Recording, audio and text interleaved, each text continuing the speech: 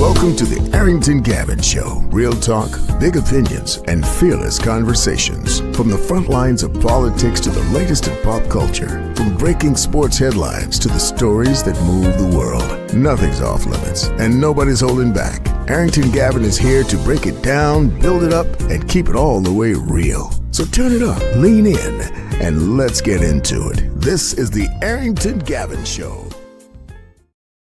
Hey, what's happening, my friends? Welcome to the Arrington Gavin Show, your go-to spot for sharp insights, bold opinions, and unfiltered takes on the biggest stories of the day, whether it's politics, sports, pop culture, or the latest buzz. Look, we're diving deep and keeping it real, always keeping it real. So please do me a favor, kick back, stay informed, and get ready to join the conversation. On today's conversation, I'm excited to have on back to the show Mr. Ricky Twiggs Jr. He was on speaking about his campaign. Ricky Twiggs Jr. was a recent candidate for the New Orleans mayoral race, and he was running as an independent. And so had a great opportunity to have him on, had a great conversation, and really we spoke about, passions about our home areas, right? We talked about the political machine that exists in our political climate. And if you would love to backtrack, please do so. It's available currently on our YouTube channel, as well as wherever you listen to your podcasts. For those who happen to be watching us right now on our YouTube channel, do me a favor, like, subscribe, share with a friend, share with family. We want to continue to build our channel, which we are doing every single day. I see more and more growth, so I want to thank you, but let's keep that momentum going. Please give us a thumbs up. Helps with the algorithm, and look, leave us a comment. I love to hear feedback from you all, so if you could do so, please support the Arrington Gavin YouTube channel. In addition to streaming this program, you can also check out past episodes by going to Goatverse TV, where if you haven't downloaded the app yet, please do so. It's available on the App Store, Google Play Store, Roku, as well as Amazon Fire TV. That is Goatverse TV. It's filled with so many amazing independent programs like yours truly. It is minority-owned independent media, so I'm a huge advocate of that. So please, again, support. In addition to watching us, you can also listen to us on the go wherever you listen to your podcast. We're available on all major podcast platforms. And then lastly, you can also listen to us on the radio airwave. Shout out to our affiliates, like our friends in New Orleans by way of WBOK 12:30 a.m. What New Orleans is talking about. You can tune into the Arrington Gavin Show weeknights at 7 p.m. Central Time. Again, that's only on WBOK 12:30 a.m. What New Orleans is talking about. And then we're going to move it on to the Metro Atlanta area to WDJY 99.1 FM Straight Talk. You can tune into the Arrington Gavin Show weeknights at 11 p.m. Eastern Standard Time. And then, again, that's only on WDJY 99.1 FM Straight Talk. All right, my friends, now that I got that all taken care of, we started a new segment. It's really not new. We've had it. We've done about 4 so far in this new segment we call what is this role and why is it important? And why did I come up with this segment, y'all? Because time and time again, I always will remind folks of the importance of local government. We see a lot. We times we're listening to what's happening in Washington on a federal level, and we forget or we ignore that. Hey, look, we have issues happening in our backyard. So with this segment, I basically will bring up a position in local government, the meaning behind it, and why is it important? And so we started off talking about the school board. We started talking about I believe city manager role. Then we went on to talk about the city council or town council, depending on the capacity of your of the area that you're in. And then we talked about the mayoral role, the mayor's role. So now next up, we are going to talk about the city treasurer as well as commissioner of revenue. Now, I want to explain this. They are 2 different positions, okay?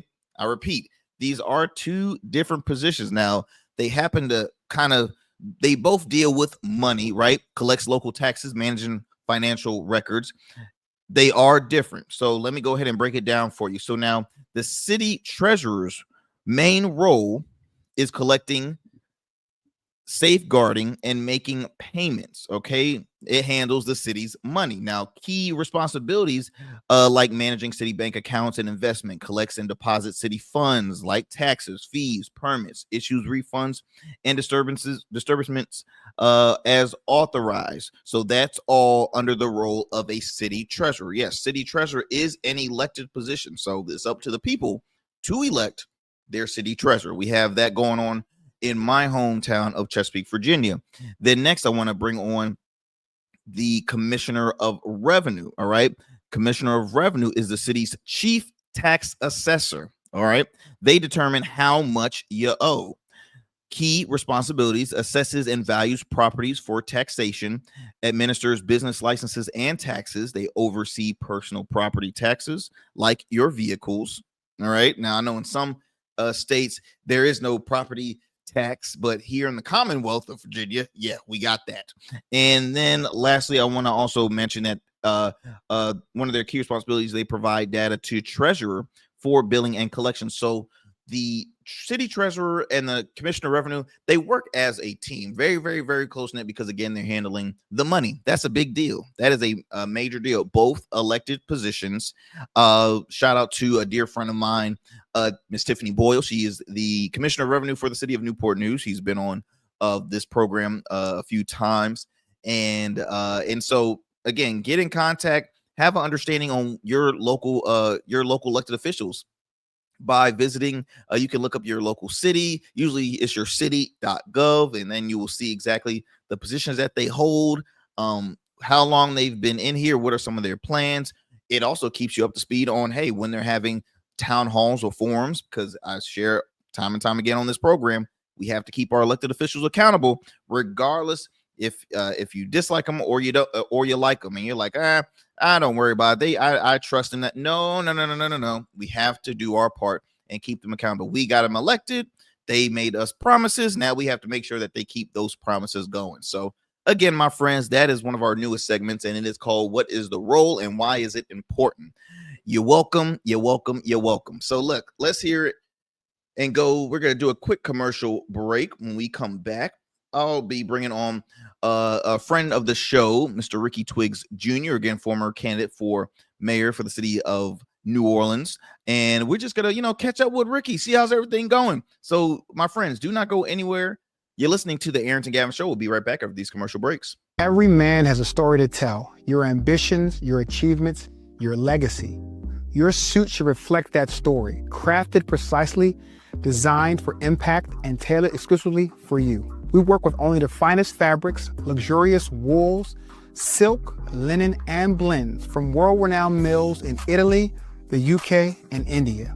These fabrics are the foundation of custom suits that exude elegance and stand the test of time. But a suit isn't just about fabric, it's about fit, and it's about confidence, and it all starts with you. When you work with me, you'll receive a personalized consultation, whether in person or over Zoom.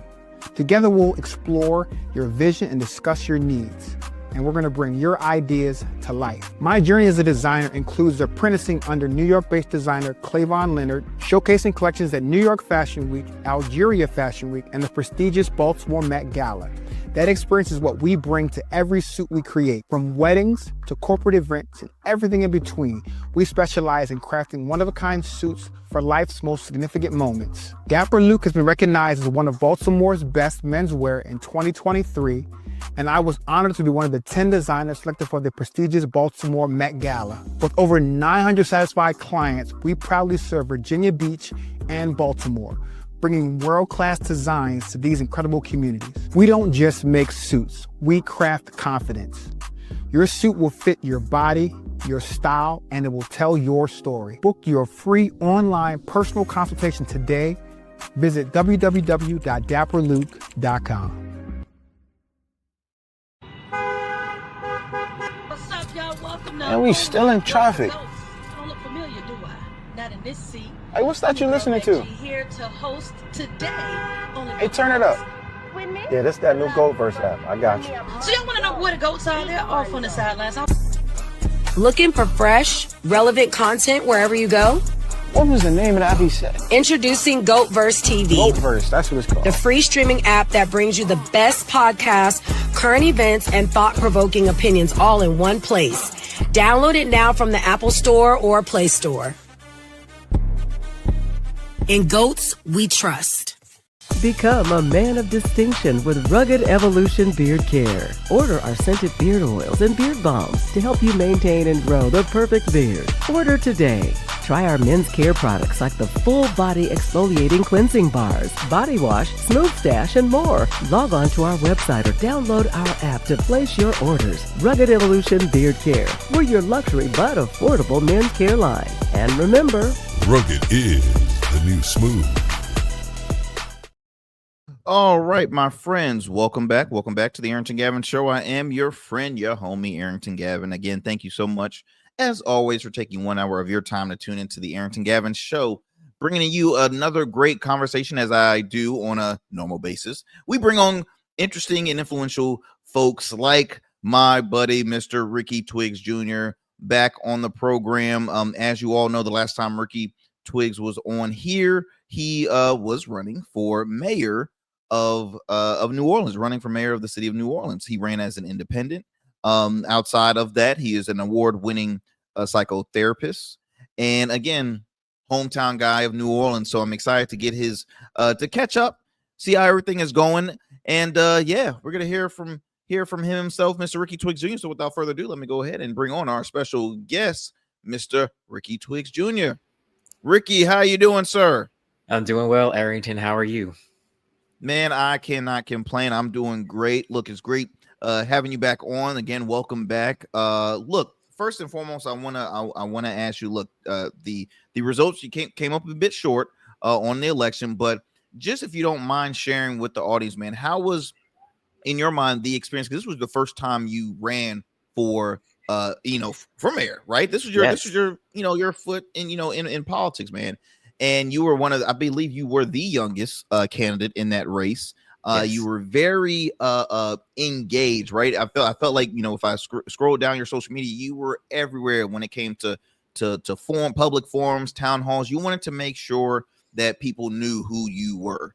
And even though you were a newcomer to a very large race, I believe at the time when it started, it was around 13 candidates on that race, which, I mean, I'm already, I'm like 5 is a big race to me, but 13 is very huge large number when it comes to elections. And so you had, and then you were running against folks that you can consider veterans in local office, right? You had council member Oliver Thomas, you had a council member, president of city council, Miss Helena Moreno, who ended up winning, who's now going to be the next mayor of New Orleans. You had a state senator. You had a lot of familiar people who were familiar with New Orleans politics in a sense. Yeah. How was your experience throughout this whole process? Absolutely. So my campaign team thought about this for about 2 months prior to actually declaring in May of 2024 that we were going to run. So in May of 2024, I officially declared that I'm running, put a social media blitz out. We put up a billboard as well, just to let people know that we were, anticipating this. And the journey from May of 2024 till October 11th of 2025 was incredible. It was challenging. It was rewarding. It was truly a growth-oriented moment for not just myself, but for my team. And I also think for the city in general as well, because it's not very often that I believe a serious young candidate gets in the race. And I think that is something that a lot of people, that they dinged me on it for sure, because they're like, you might be a little too young and a little inexperienced in this area. But for the most part, a lot of people were very welcoming and encouraging of it. And I think that they are looking for somebody who has, I would say, like a vision that they can grow on and continue to develop for years to come. And a lot of people did connect with the message and the vision of the platform. But when you're going against such historical figures in the city of New Orleans politics, it's hard to beat that machine, you know. And congratulations to Councilwoman and now Mayor-elect Helena Moreno. She put up an incredible fight, and this was a well-earned victory for her. And I would say Oliver Thomas, incredible run as well. He is a historical figure in the city of New Orleans that I believe will be remembered forever in the history of the political system here. And you have Royce Duplessis, Senator Royce Duplessis, also an incredible figure as well. And then you had another political newcomer in Frank Robert Janusa. Yes, thank you so much. And Frank Robert Janusa is that is a very kind man. He's a very kind man. He's got an extensive knowledge of how budgets work, which is very useful, I believe, in that capacity. And I think that helped his campaign a lot as well. And he was the only Republican, so that also contributed to that, in my opinion, success. which is not easy. I didn't mean to cut you off, Ricky, but which is not easy being the sole Republican in a predominantly, blue city. Really, New Orleans is very, very blue, even though the state of New Orleans, the state of New Orleans, the state of Louisiana is considered pretty red. New Orleans is very, very blue. And so being that Republican, I know was not an easy race for him to try and overcome some voters. But what I put up for those who are watching us watching this program right now, I put up the poll numbers, the tally, and I'm showing everybody the placement. Everybody's always curious to say, okay, where did folks place in this race? And man, you placed fifth. Again, I mentioned it were a total of 13 candidates. Now you had some that eventually had dropped out of the race and endorsed other candidates running, but still, that is a big deal for one, an independent, two, a newcomer to politics. And how does that make you feel, again, being someone new into the world of New Orleans politics, to see where you placed? Again, you speak on you were running against some heavy hitters in the city. How did that make you feel? And obviously, I know you wanted to leave out victorious, as always, as everyone does when they run for office. They don't want to leave out here not winning. But how does that make you feel come election night? How was the atmosphere, and then the results? How did you feel? Honestly, it felt pretty incredible when you look at that list. Right, you have Democrat, Republican, non-party. Right. And I think that shows just the importance of grassroots efforts in these races. Because we almost got to 1,000 votes. We were almost there. Wow. And I think that also matters a lot. When you look at the grand scope of the overall voting pool in the city of New Orleans, there was only 105,000 voters out of our 280,000 registered voters. So more than half did not vote in this election.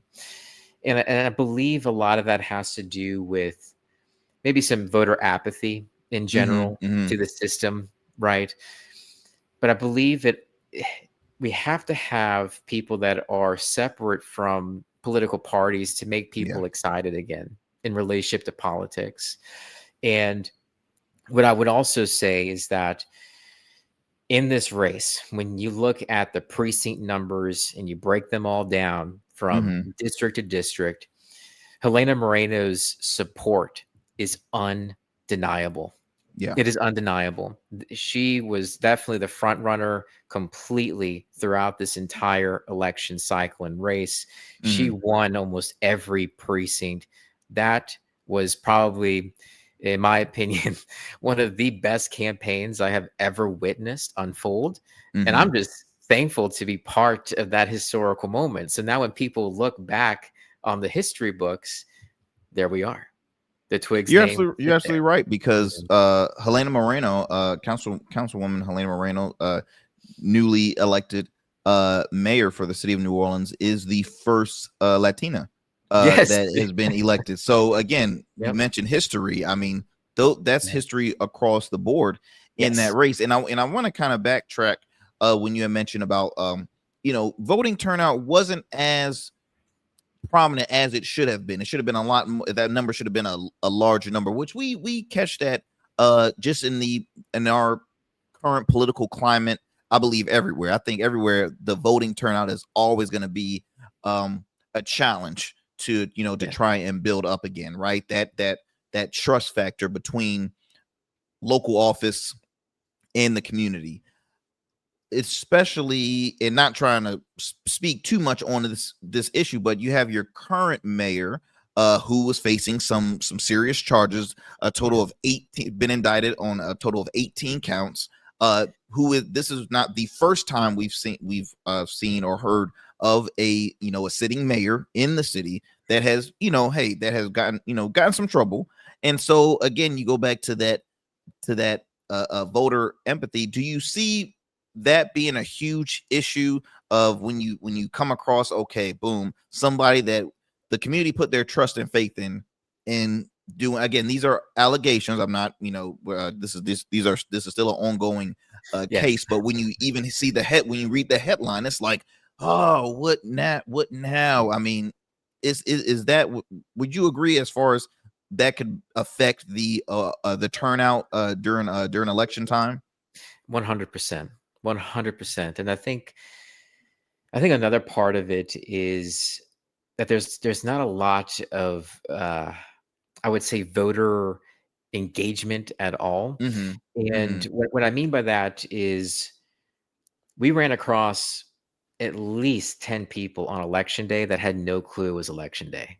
And it's like, how are you not civically engaged? Like, it is your responsibility. That's how you hold your power within the city that you reside in.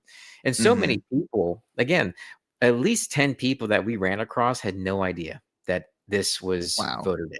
And that's a scary thing to me. 10 is a large number. Like you can pass on the 1 to 2. All right, let's not get to 5.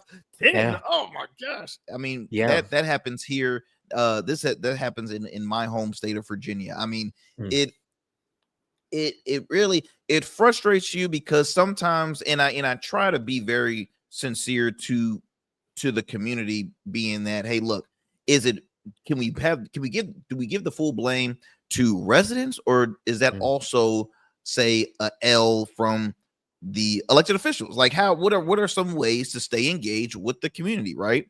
Absolutely. And so I go back to that trust factor. When you hear elected officials being in the headlines for the wrong thing, it's like it's a turnoff when it comes to voting. Folks already are hesitant when it comes to politics anyway. So it makes it very hard. I mean, if you get pulled over for a speeding ticket, it's like, okay, that's it. I'm never gonna vote. I can't trust. They're speeding. How can I trust them, right? And it's like, what is going on here? But I wanna, let's kind of recap your run for mayor. What was your goals? Why did you decide to run? Again, we talk about it was a packed race. It was a race filled with vets. Why in the world did Ricky Twiggs Jr. say, let me put down the pen here. I think I should run. Yeah, I think I should step. Like, why what made you want to do that?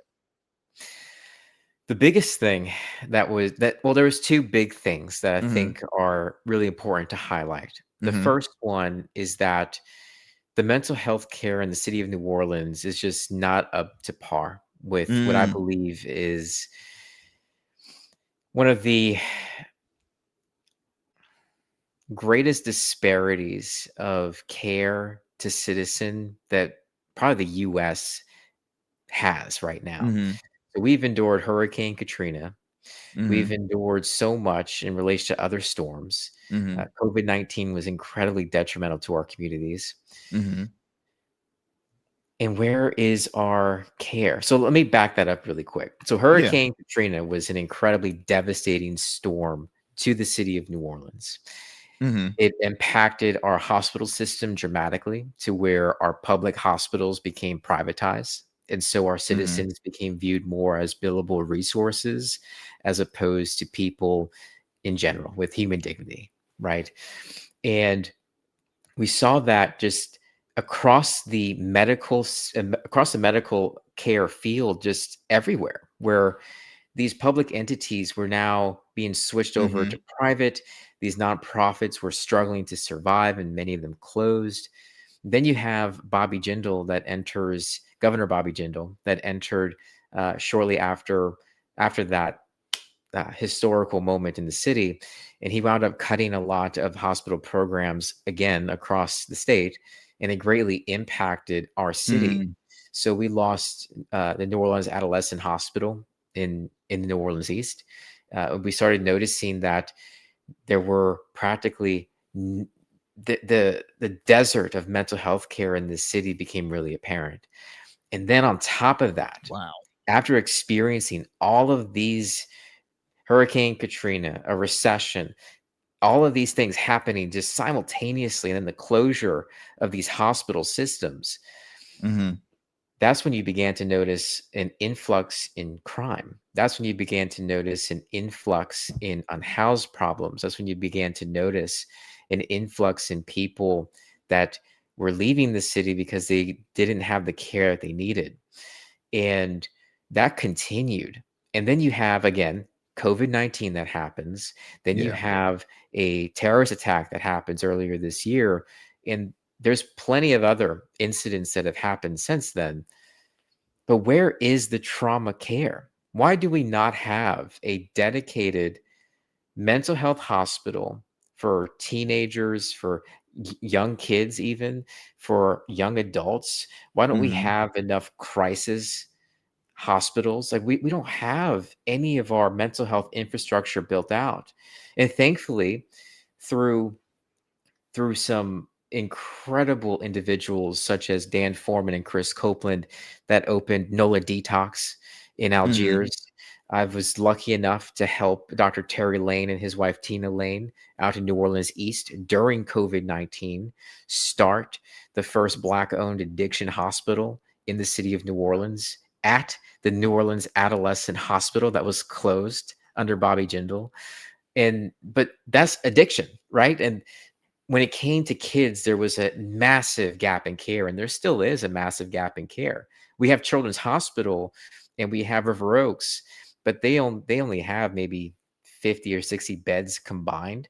That's Wow. nowhere near enough for the care Not at that all. we need. And so that was a big factor in deciding to run, is that I wanted to make sure that mental health was put on a bigger platform to where people couldn't ignore it, to Mhm. where elected officials would have to hear it, and where the community could say, hey, that's absolutely true. We do need more of that. And hopefully that community would also advocate for it. The second reason that I decided to run was that since Hurricane Katrina, we've lost 100,000 of our residents. 100,000 people have left the city of New Orleans because the city of New Orleans has become so unaffordable. The city of New Orleans lacks opportunity for people, and there's better opportunity Mm. in other states and in other cities. That should never happen here. And so over Absolutely. the last 4 years, we've lost, I believe it is 20 between 20 and 25,000 people, which represents 4% population decline for the last 4 years. And of that 4%, 30% are millennials and younger. We have no opportunity in the city of New Orleans. And we are recognizing that, and we are leaving. We are the fastest displaced generation right now in the city of New Orleans. And if there's not enough young people to carry on the culture that makes the city function and run, and why tourists come to the city of New Orleans, if there's not enough of the young people here to continue what our historical torchbearers possess and pass down to the next generation, if the next Mhm. generation is not here, what's going to happen? And so those were the motivating factors for this decision to run for the city, mayor of the city of New Orleans. They were crisis events that are still happening, and that was a big factor for me. It blows my mind when I hear when I hear folks discuss there is no housing for the vulnerable. There are no opportunities for those that are, because let's be honest, when it comes to homelessness has a large number of veterans. There's a lot, Yes. a lot of older folks. You mentioned kids, but I wasn't even thinking of that. I was thinking, just again, I try to compare when I visit different cities around the East Coast, and it's vets, and I'm like, wait, why isn't this there should be some form of, you can't have your veterans, those who serve, those who risk their lives, and they're coming back home struggling, right?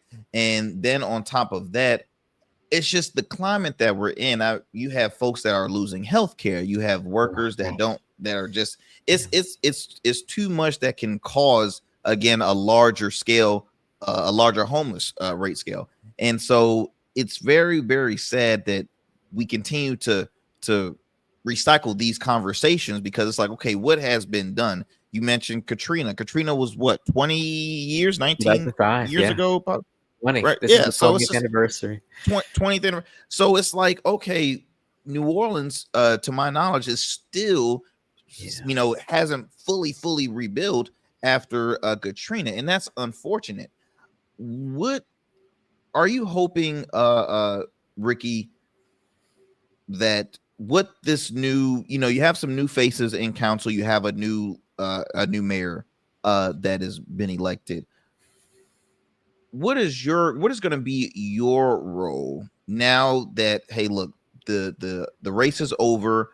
What is your role, or what do you hope for, at least the people of New Orleans to do now that there's, hey, look, we know who's going to be in office now. We got some familiar faces, we got some new faces. What do you hope to see that's changes around in New Orleans? Absolutely. I would say, in an completely just unbiased way toward everybody in the city, is that we have a relatively fresh group coming in, right? We have to give them a chance. We have got to make sure that we are giving them a chance to fulfill their campaign promises, and that they are going to do, thank you so much for pulling that up, and that they are going to do the job necessary in order to make the city of New Orleans not just affordable, but also a place to where I would say a place to where people feel heard in relationship to city government. And that's how you restore that trust process. And so I think that for everyone in the city, we got to give them a chance to do the job that we have now elected them to do. I think that's crucial and so important. And we have to unify the city as well. And so when it comes to our newly elected leaders, I would ask them to look for areas where we can unify the city.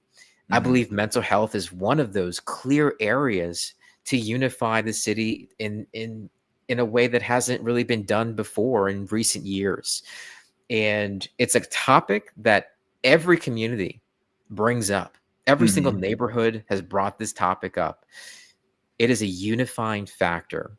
And that's what I would encourage our new elected leaders to look at. And what I'm also hopeful for, because I ran against the topic of machine governance, essentially. Yes, which right? I'm glad you brought up, because I would love to discuss about that. But yeah, go ahead. And that is one of the areas where I am hopeful, very hopeful, that our new council and our new elected mayor and everyone in between, from the legislators in the state and everybody down, that we start to look at systems that are predatory against our people. And for example, for me, one of those areas that I really honed in on was transitioning Entergy New Orleans into a true public utility for the people. Because right now, one of the biggest areas of issues for affordability are the utilities. We have restaurants that are receiving bills for almost $40,000 in 1 month.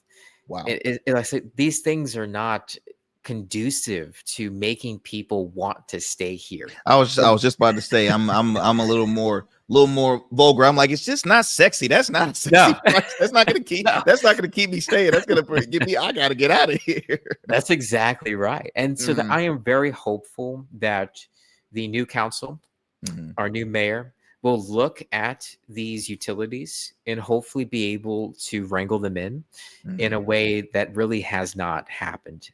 It's been kind of in certain other campaigns, it's been talked about, but it hasn't really been done. And I am very hopeful that with this new council and our new mayor, that will be on the table. And that's one of the areas that I'm really looking forward to. I want to, for those who are listening to this conversation right now, I want to share the graphic that I just posted up was the winners, the newly elected council that will be entering in council come next session. You have, obviously, I mentioned earlier, Helena Moreno has been announced the winner, the newly elected mayor of New Orleans, the first Latina mayor in New Orleans. We also have Matthew Willard, council member at large, and JP Morrell, council member. We have Mr. Freddie King III, who won in council, as well as, and let me actually put it in more perspective so I can remind you all their districts. So give me 1 second. We have, okay, I mentioned Freddie King III holds the District C. We have Eugene Green, who's won re-election in District D. And then we also have Miss Michelle Woodford, who newly elected New Orleans sheriff, and then Mr. Errol Williams of New Orleans assessor. So again, new faces, some familiar faces in this race or in council.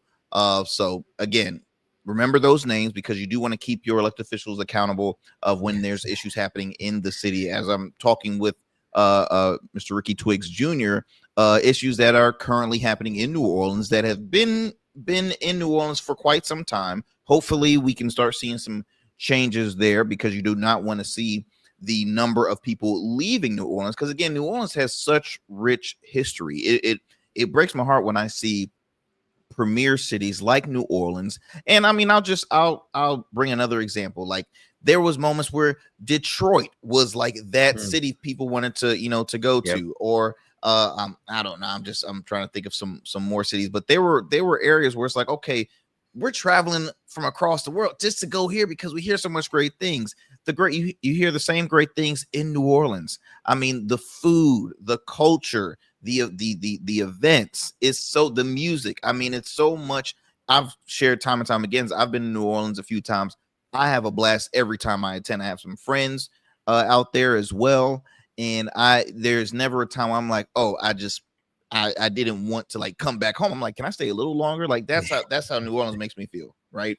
And so it's hard that you have issues like this that can affect local businesses because hey, the more people that leave, how does that help growth? How does that help property value and things in that nature? Ricky, look, don't go anywhere. I want to take a quick commercial break. We want to extend this conversation because I'm curious to know, like, hey, what's next with Ricky Twiggs Jr.? And I know you all are curious, right? You're curious. You hear this very sharp brother, discussing very passionate about his home city and doing great things in the community. So I want to discuss, what's next with Ricky. So look, my friends, do not go anywhere. You're listening to the Arrington Gavin Show. We will be right back after these commercial breaks. Let me tell you something that most people get wrong about suits. A suit isn't just about you wearing it. It's how you show the world who you are. It's your handshake before you say a word, your presence when you step into any room. That's why we design statements at Dapper Luke. We don't just make suits. We'll start with the fabrics that tell your story. luxurious wools, silk, linen, and blends sourced from the finest mills in Italy, the UK, and India. Then we'll combine that with your vision, your personality, and your style. Every detail is tailored to you, from the fit to the finish. Whether for your wedding, a gala, the boardroom, we specialize in creating custom suits that are unique, just like the men who wear them. We spent years perfecting this craft, apprenticing under designers in New York and showcasing collections in New York and for Baltimore Fashion Week. None of that matters as much as seeing the look on your face when you try on your custom suit. Over 900 clients have already trusted us to deliver the best custom suits. They trust me to deliver the confidence. We proudly serve Virginia Beach and Baltimore and would be honored to bring your vision to life next. Let's create something unforgettable. Book your free consultation today at www.gapperluke.com.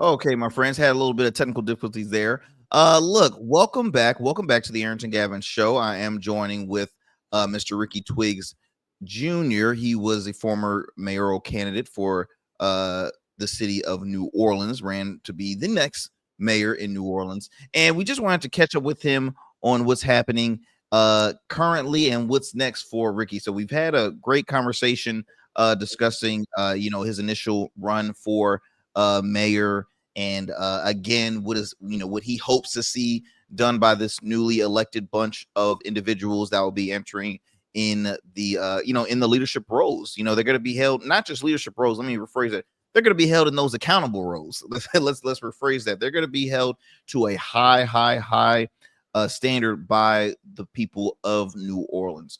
But Ricky, I would love to ask, after this experience, you've as we mentioned, you were new into this field and you made it pretty far.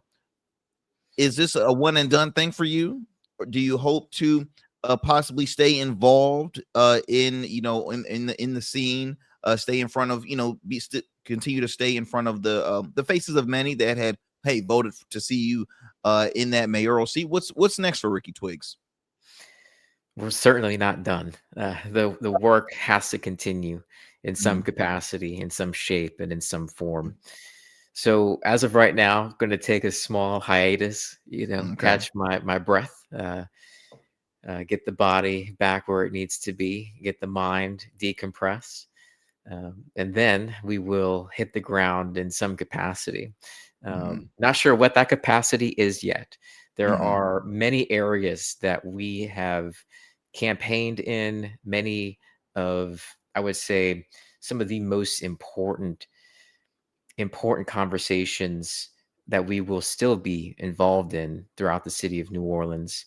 There's a couple of, I would say, there's probably, well, there's quite a few actually, but right now, the one that is of the most importance in my mind right now is there's a grain train being proposed out in the lower 9 of New Orleans. And this grain train is very problematic because there's train tracks and then there's houses maybe 30 feet away, 40 feet away. It's right next to these homes. And wow, they want to activate this grain train in a way to bring, what's the word, economic development to the community.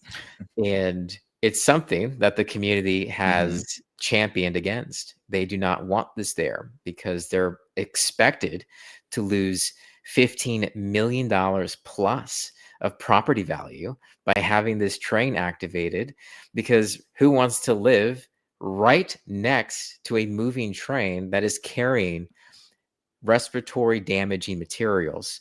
And grain dust will do that to your respiratory system.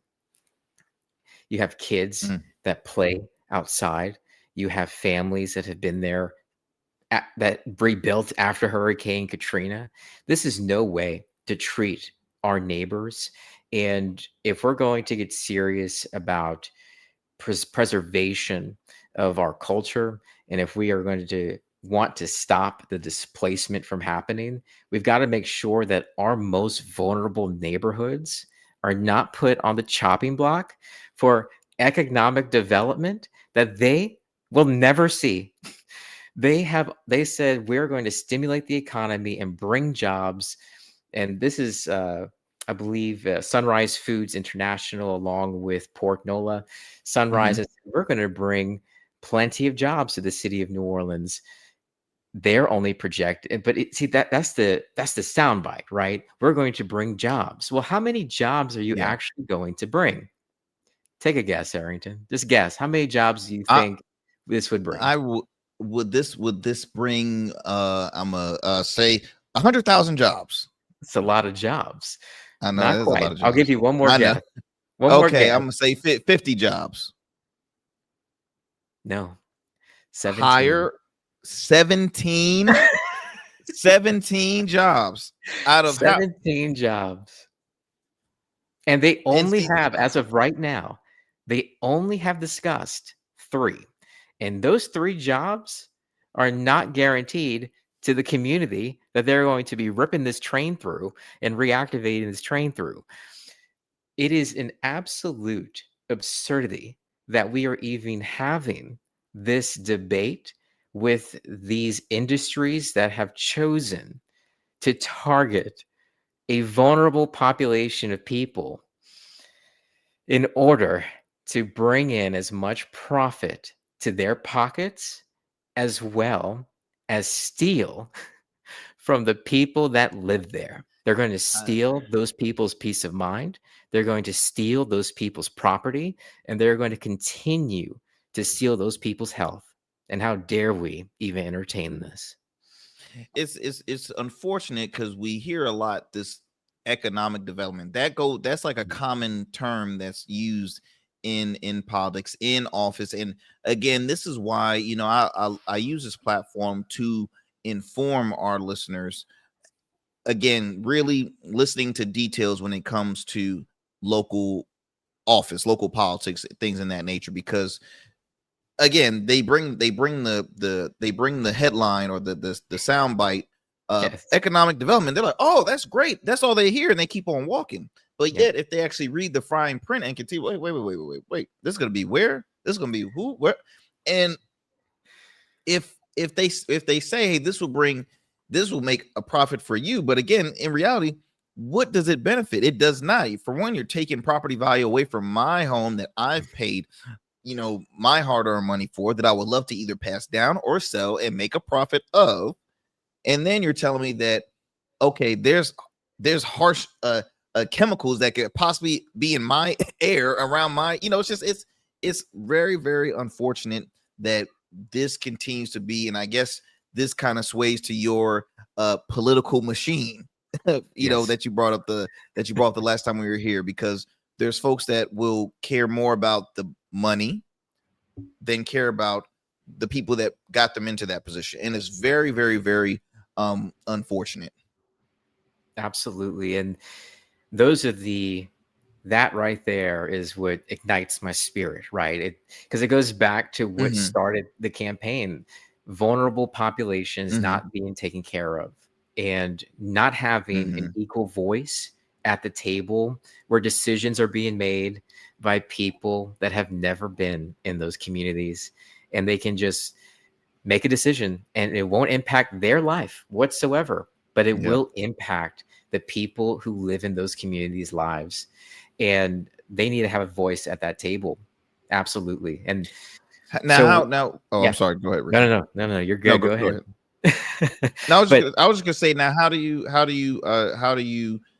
then I think you're about to, I might be moving ahead, but no, you're good. then how does that role play? How does that plan play out to, hey, this is what we have to do in order to stop them from pursuing or continuing this new project?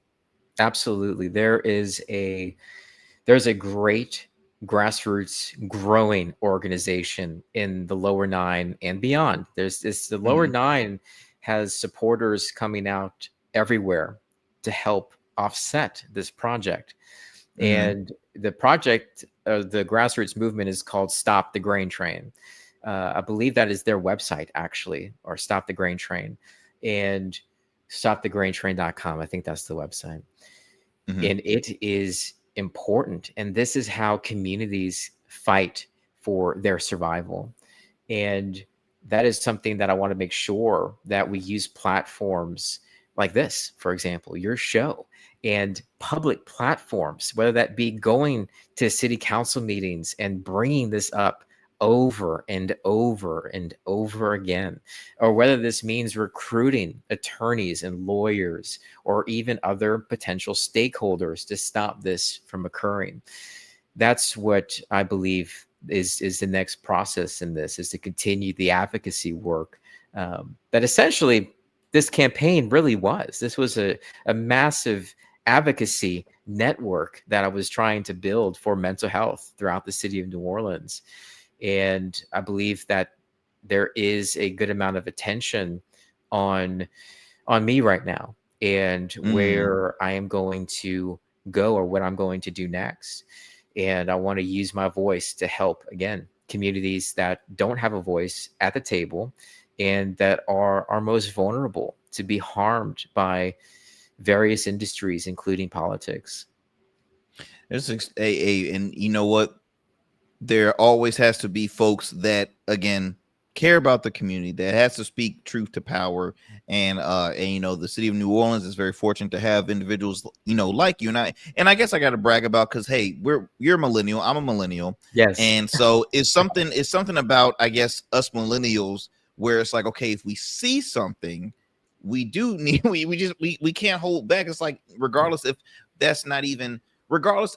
say this is in a neighborhood that I don't live in, but at the end of the day, everybody should not. I mean, no one is better than the other, right? You want to make sure everybody has a safe, comfortable way of life, right? You want to see everybody get treated equally, and no one is smaller than the other, and vice versa. No community is smaller than the other, and so it's a big deal to speak, as I mentioned, truth to power.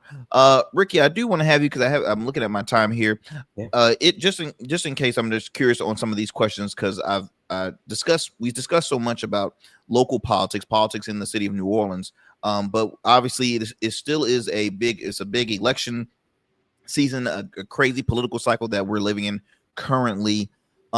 Has effects of what's happening in Washington, has that brought any negative things to the city of New Orleans? Like, for example, if it's okay if I can ask this question here. Sure.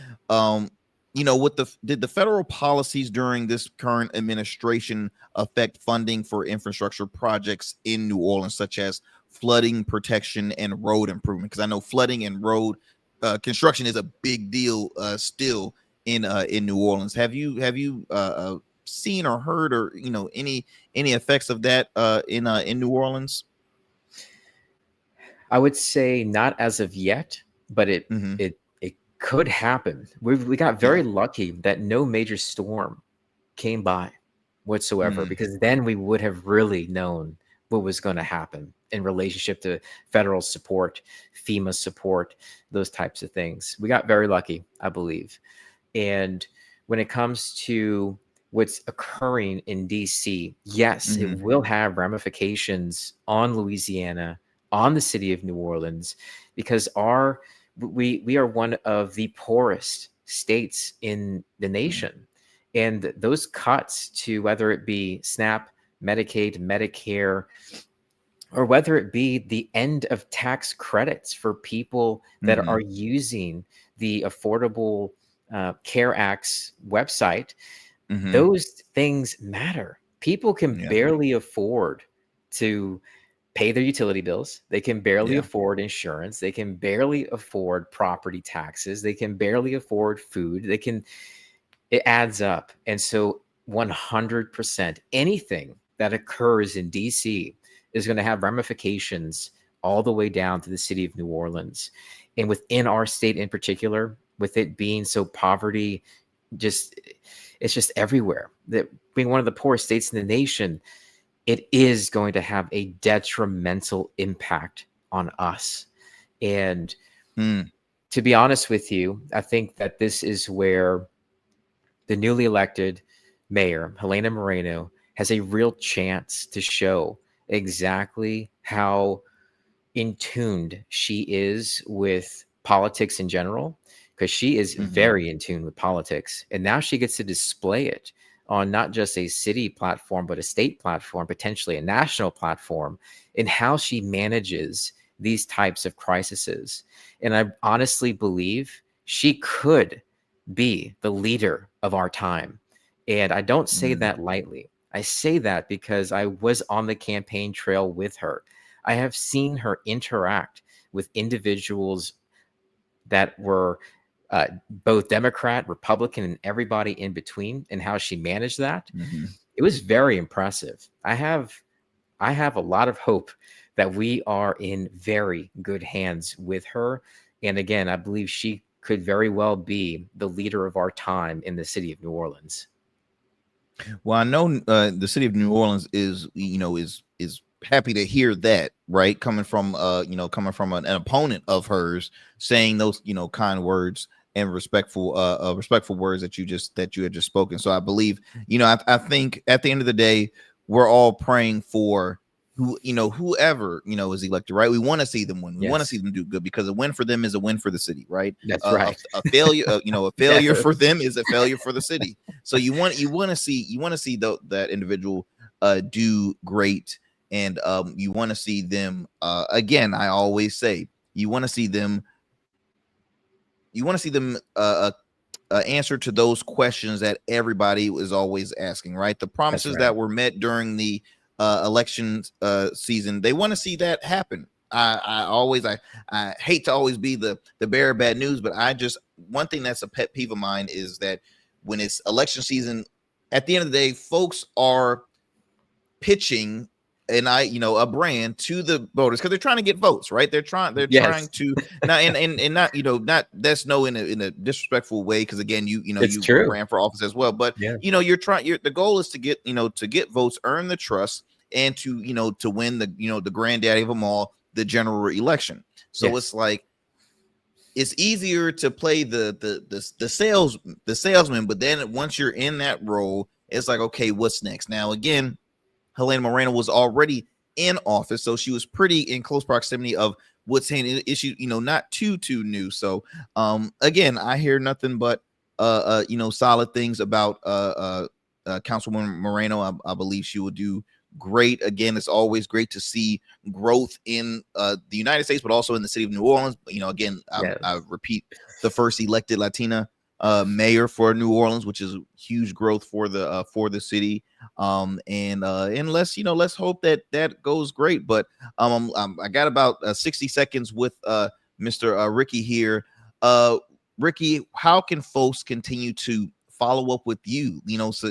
Follow you on your next journey, right? You just finished this huge race, a very publicized, and this was not even just local, but this was national. Everybody had eyes on. This was a big deal. So again, how can folks continue to support and follow you on your future things you have going on? As we spoke, you're going to continue to advocate for the city of New Orleans, but how can folks continue to maybe pitch in or just follow and support? Absolutely. The best way is to follow me on Instagram or TikTok at Ricky Twiggs Jr. That's the best way. So you can absolutely see in real time what I am doing, what I have brewing, and what needs to be looked at for not just the city of New Orleans, but the state and also nationally as well. Awesome. Well, look, Ricky, as always, it's always a great time having you on. Look, don't go anywhere. I want to chop it up with you just for a little bit after the show. But again, thank you so much for taking time out your busy schedule. Thank you, Eric. Coming here on the show. Take care, my friend. All right, my friends. Again, hope you enjoyed this great conversation. I'm out. That's it for tonight on the Arrington Gavin Show. Thanks for tapping in and keeping the conversation alive. Don't forget, stay connected with us on all platforms. Follow at Arrington Gavin on Instagram, Blue Sky, and X, and subscribe to the official Substack for exclusive takes and deep dives you won't get anywhere else. We're here every weeknight, same time, same energy, same real talk. Until next time, stay bold, stay sharp, and stay true. That's what we do on the Arrington Gavin Show. Peace.